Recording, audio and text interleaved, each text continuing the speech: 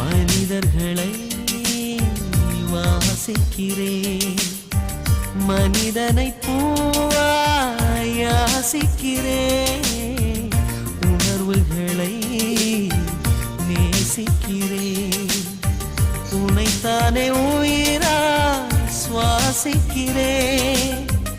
எனக்குள்ளே உன் மூச்சு, எதற்காக என் மூச்சு? அடிமௌனம் வேண்டாம் கண்மணியே, ஒரு வார்த்தை பேசிவிடு. நான் எனக்குள் இல்லை, தொலைத்து விட்டேன், நீ என்னை மீட்டுக் கொடு.